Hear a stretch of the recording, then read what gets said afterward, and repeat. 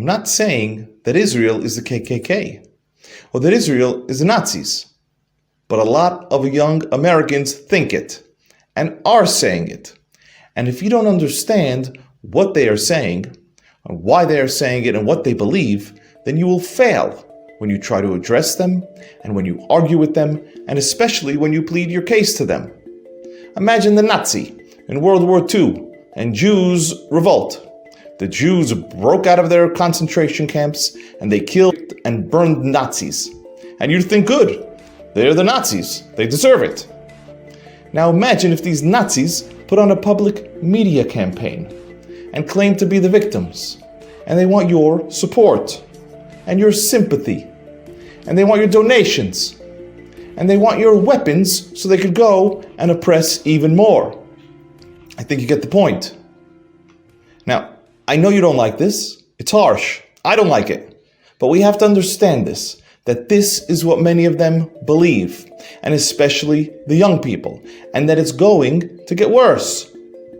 And on top of this, we have this narrative of racism, of apartheid, of the white colonialist Jew oppressing the brown indigenous Arab. We'll say it again.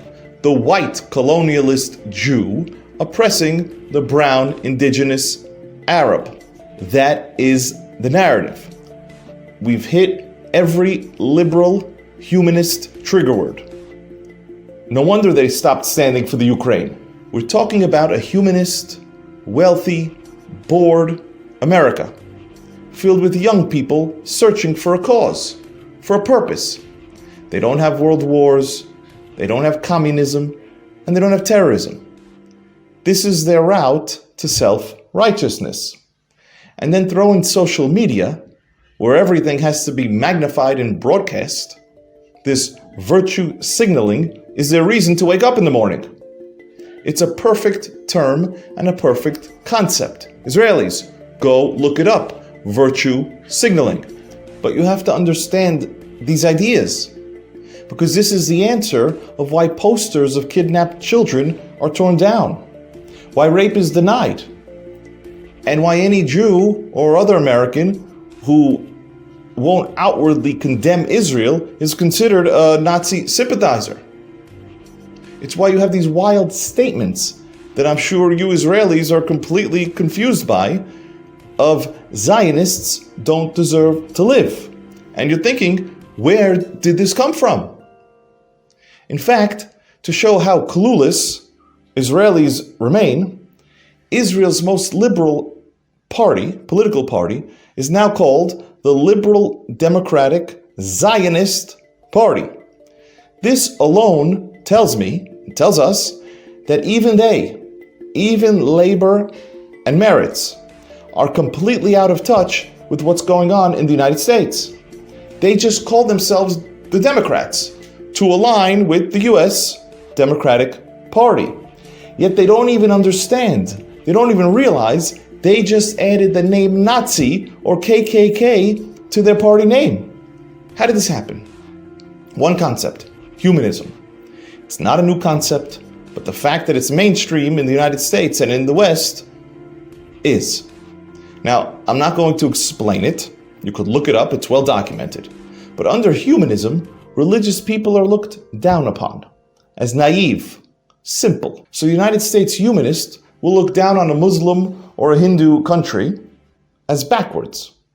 But it won't abhor it. It won't trigger the hatred.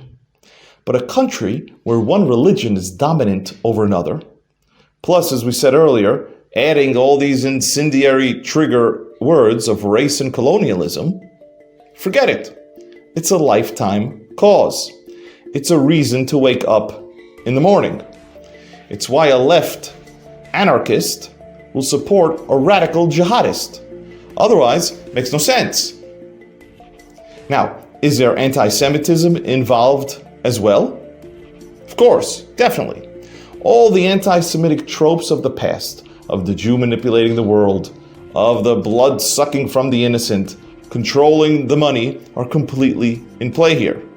In addition, the historic success of Israel and the disproportionate success of Jews in America confirms everything in the humanist mind. So Zionism and humanism don't mix.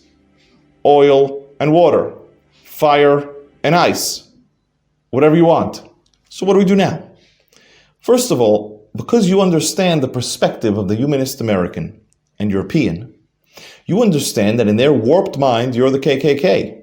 And you're hanging pictures of kidnapped KKK families and raped KKK women.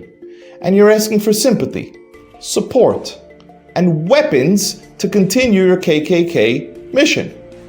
So if you understand this, you wouldn't even have started with any of these. And you wouldn't have gone on TV and cried and begged and looked sad. Because you know not only will you not receive sympathy, but it's going to enrage them even more. So do you offer a public relations campaign to counter the foundational facts?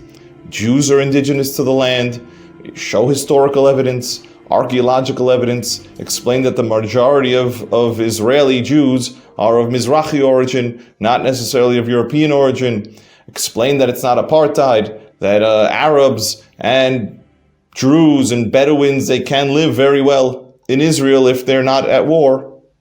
Well, unfortunately, those are facts. And facts target the mind.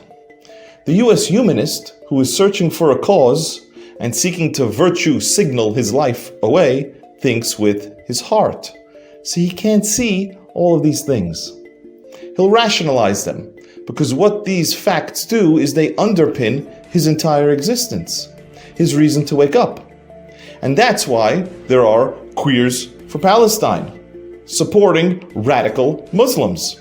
That's why there are feminists denying weaponized and documented rape. That's why there's tattooed and pierced US college students who think they have everything in common with Hamas. Now the world, including Israel, adores US culture. And they adore what they believe is US freedoms and US democracy and US success. But those things have changed. Americans know they've changed and they don't adore them anymore, but the rest of the world lags behind. So what does Israel do? Once we realize this, we have to look to change our perception of the world. I'm not saying break with the United States or break with the West, nor am I saying replace the United States or the West with Russia or China. But I am saying that it's a big world. So while Russia and China are certainly not our ideological partners, neither is the West or Europe anymore.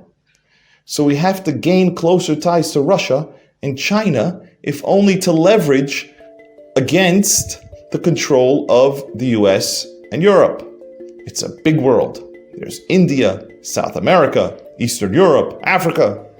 And we, Israel, have a ton to offer in fields of science and academia and military and technology and finance, defense, counterterrorism, on and on. We are powerful. Plus, we're a nation. In addition to being a country, we're a nation. That means we have unity. We have a concern for one another based on a shared past and a common destiny. This is a tremendous asset. What holds us back? What holds us back is fear.